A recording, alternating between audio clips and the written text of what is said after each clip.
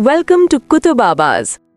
महीने की पहली तारीख को जब सैलरी रिसीव्ड का मैसेज आता है तो नोटिस किया है कि दिल में एक अजीब सी खुशी होती है और कैसी कैसी प्लानिंग्स दिमाग में आती है ना। इस महीने में सेविंग्स करूंगा, इस महीने में फजूल खर्ची नहीं करूंगा। और फिर महीने की 15 तारीख आती है और अचानक बैंक बैलेंस देखकर आपका सर घूम जाता है। पैसा गया कहाँ? मैंने तो कोई बड़ी चीज खरीदी ही नहीं, ना कोई नया फोन लिया, ना कोई महंगा सूट, फिर भी सैलरी खत्म। आप बजटिंग की एप्स डाउनलोड करते हैं, एक्सेल शीट्स बनाते हैं, लेकिन 3 दिन बाद सब छोड़ देते हैं क्योंकि वो सब इतना कॉम्प्लेक्स होता है कि समझ ही नहीं आता। और फिर आता है गिल्ट, खर्च करने के बाद अफसोस होना। मुझे वो बाहर का खाना नहीं खाना चाहिए था, मुझे वो सेल में कपड़े नहीं लेने चाहिए थे। जिंदगी एक लूप बन जाती है। सैलरी आती है, खर्च होती है और महीने के आखिर में हम अगली सैलरी का इंतजार करते हैं। क्या आपको भी लगता है कि आप पैसे को मैनेज नहीं कर रहे, बल्कि पैसा आपको मैनेज कर रहा है? असल मसला ये है कि हम में से ज्यादातर लोग पैसा मैनेज नहीं करते, हम सिर्फ रिएक्ट करते हैं। बिल आया, पे कर दिया, दोस्त ने बाहर खाने का कहा, चले गए, सेल नजर आई, खरीद लिया। हमारा कोई सिस्टम ही नहीं है। हमारा सारा पैसा एक ही अकाउंट में होता है और जब हम कार्ड स्वाइप करते हैं हमें पता ही नहीं होता कि ये पैसा रेंट के लिए था, बिजली के बिल के लिए था या हमारी सेविंग्स थी।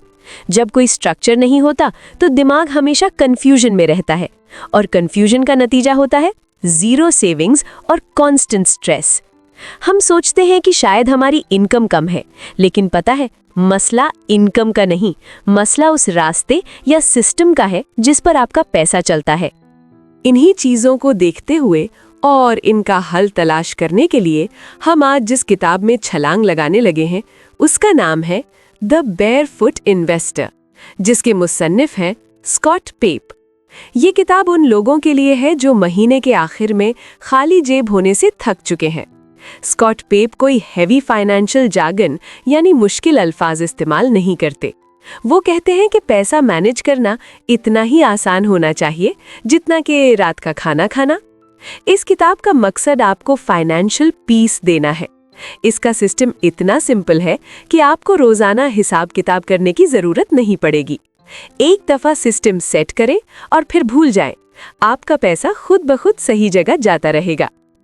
फाइनेंशियल सक्सेस के लिए आपको कोई जीनियस बनने की जरूरत नहीं है, आपको कोई कॉम्प्लेक्स स्ट्रैटेजीज नहीं चाहिए, आपको हर रुपए का हिसाब रखने की जरूरत नहीं है। आपको बस 2 चीजें चाहिए, एक सिंपल सा सिस्टम और कंसिस्टेंसी। ज्यादातर लोग इसलिए फेल होते हैं क्योंकि वो चीजों को मुश्किल बना देते हैं। वो 50 कैटेगरीज का बजट बनाते हैं और फिर थक कर छोड़ देते हैं। हमारा मकसद क्लैरिटी है। जब आपको पता होता है कि आपका कितना पैसा कहाँ जा रहा है तो स्ट्रेस खुद ही खत्म हो जाता है। इस किताब में हमें बकेट सिस्टम का कॉन्सेप्ट मिलता है। ये इस किताब का सबसे अहम हिस्सा है। स्कॉट पेप कहते हैं कि अपने पैसे को एक ही अकाउंट में कभी मत रखें, इसे बकेट्स में यानी बाल्टियों में बांट दें। मिसाल के तौर पर डेली ब्रेड बकेट, जो कि आपकी पैसों का 60% होना चाहिए, ये आपकी बुनियादी जरूरियात के लिए है। स्प्लर्ज बकेट 10%, ये आपके शशकों के लिए है। बाहर का खाना, मूवीज, शॉपिंग या कोई भी ऐसी चीज जो आपको खुशी देती है, 10% यहाँ रखें और इसे बिना किसी गिल्ट के खर्च करें। स्माइल बकेट 10%, ये लॉन्ग टर्म खुशी के लिए है, नया फोन, कोई वेकेशन या किसी शादी के लिए बचत। फायर एक्सटिंग्विशर बकेट 20%, ये आग बुझाने वाला डब्बा है, ये पैसा कर्जे उतारने या किसी बड़ी इमरजेंसी सेविंग के लिए है। जब आपका पैसा अलग अलग अकाउंट्स में या डिब्बों में होता है तो आपको पता होता है कि स्प्लर्ज अकाउंट खाली हो गया तो अब मजीद बाहर का खाना नहीं खाना। आप डेली ब्रेड बकेट को हाथ नहीं लगाते। अब इस सिस्टम को चलाने के लिए कुछ असूल भी तो चाहिए होंगे। आइए इनको देखते हैं। ए, बैंक ट्रांसफर्स की ऑटोमेशन। हम सब में ना विल पावर कम होती है। हम सोचते हैं कि हम फंड्स बाद में डिस्ट्रीब्यूट कर लेंगे, लेकिन हम या तो भूल जाते हैं या हमारी नीयत बदल जाती है। अपने बैंक में ऑटोमेटिक ट्रांसफर सेट करें। जैसे ही सैलरी आए वो खुद ब खुद इन बकेट्स में चली जाए, आपको दिमाग लगाने की जरूरत ही ना पड़े। Be, clarity over complexity. Budgeting apps अक्सर कॉम्प्लिकेट कर देती है। आप सिर्फ ये देखें कि क्या आपके बकेट्स में पैसा है। अगर स्प्लर्ज बकेट में पैसे हैं तो खर्च करें, अगर नहीं है तो बस रुक जाए। सिंपल। सी, प्रोटेक्शन बिफोर ग्रोथ। लोग फॉरेन इन्वेस्ट करने का सोचते हैं। स्कॉट पेप कहते हैं कि पहले एक मोजो अकाउंट बनाएं, यानी एक छोटा इमरजेंसी फंड जो सिर्फ मुश्किल वक्त के लिए हो। जब ये फंड हो तो आपका डर खत्म हो जाता है, आप मेंटली रिलैक्स हो जाते हैं। जानते हैं हम खर्च क्यों ज्यादा करते हैं? क्योंकि पैसा खर्च करना बहुत आसान हो गया है। एक क्लिक, एक स्वाइप और पैसा गायब।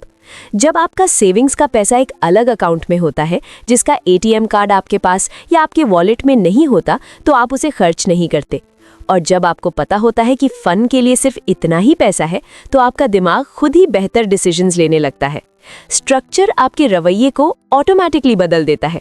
आपको खुद को मजबूर नहीं करना पड़ता, सिस्टम आपसे सही काम करवाता है। असूल तो आपने देख लिए, अब इनको अपनी डेली रूटीन में कैसे लाया जाए, आइए ये देखते हैं। Date night. स्कॉट प्लिप कहते हैं कि अपने पार्टनर के साथ, या अगर पार्टनर नहीं है तो खुद के साथ अकेले एक डेट नाइट रखें। बाहर खाना खाएं और उसी वक्त अपने सारे बैंक अकाउंट सेटअप करें। पैसों की बात को बोझ ना बनाएं, इसे एंजॉय करें। Switch banks. अगर हो सके तो सेविंग्स अकाउंट किसी ऐसे बैंक में खुलवाएं जो आपके रोजाना के बैंक से अलग हो, ताकि आप बार बार बैलेंस देखकर लालच में ना आएं। The 60% rule. कोशिश करें कि अपने घर के खर्चे 60% इनकम में पूरे करें। अगर नहीं हो रहे तो देखें कहां से कट किया जा सकता है। Kill the date.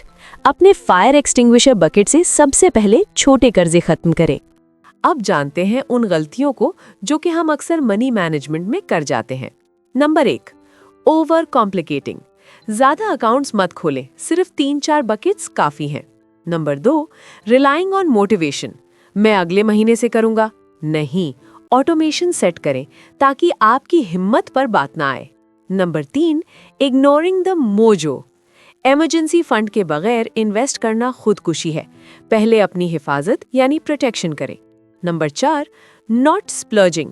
अगर आप बिल्कुल खर्च नहीं करेंगे तो आप सिस्टम से तंग आकर छोड़ देंगे। 10% स्प्लर्ज जरूरी है ताकि आप जिंदगी एंजॉय भी कर सकें। उम्मीद है इन बातों से आपको सिस्टम बनाने और उस पर अमल करने की काफ़ी समझ आई होगी, और यकीनन आप इस पर अमल करके दिखाएंगे। आप कह सकेंगे कि मेरे पास एक सिस्टम है जो मेरे लिए काम करता है। आप अब रिएक्ट नहीं करेंगे, आपको पता होगा कि महीने के आखिर में भी आपके पास रेंट के पैसे होंगे, सेविंग्स भी हो रही होगी और आपने थोड़ा मज़ा भी कर लिया होगा। ये कंट्रोल आपको एक अजीब सा सुकून देगा। आप अब पैसे के पीछे नहीं भागेंगे, पैसा आपके बनाए हुए रास्ते पर खुद चलेगा।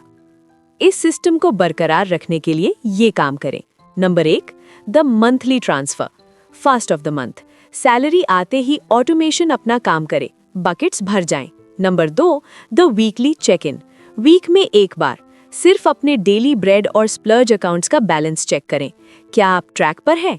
Number 3, the quarterly review. हर 3 महीने बाद देखें कि क्या स्माइल बकेट में इतने पैसे हो गए हैं कि आप वो नया फोन या वेकेशन प्लान कर सकें। नंबर 4, नो मोर मैनुअल बजटिंग। हर रुपए का हिसाब बंद करें। अगर अकाउंट में पैसे हैं तो खर्च करें, अगर बकेट खाली है तो वेट करें। याद रखें कि फाइनेंशियल फ्रीडम का मतलब लाखों करोड़ों रुपए कमाना नहीं है, इसका असल मतलब है कंट्रोल। जब आपको पता होता है कि आपका मुस्तकबिल महफूज है और आपके आज के खर्चे कंट्रोल में हैं, तो आपको जो सुकून मिलता है जिसकी कोई कीमत नहीं है। बेयरफुट इन्वेस्टर सिस्टम कोई जादू नहीं है, ये सिर्फ एक दीवार है जो आपके और फजूल खर्ची के दरमियान खड़ी हो जाती है। कंसिस्टेंसी परफेक्शन से बेहतर है। अगर किसी महीने सिस्टम ऊपर नीचे हो जाए तो परेशान ना हो, अगले महीने वापस ट्रैक पर आ जाएं। पैसा सिर्फ एक टूल है, इसे अपने ऊपर हावी ना होने दें, बल्कि इसे अपना गुलाम बनाएं। उम्मीद है कि आपको आज की किताब का खुलासा पसंद आया होगा और इससे आपने बहुत कुछ सीखा होगा। अगर आपको आज की वीडियो पसंद आई है तो इसको लाइक करें। कुतुब आवाज को सब्सक्राइब करना ना भूलिएगा। एक और नई किताब के साथ दोबारा हाजिर होंगी।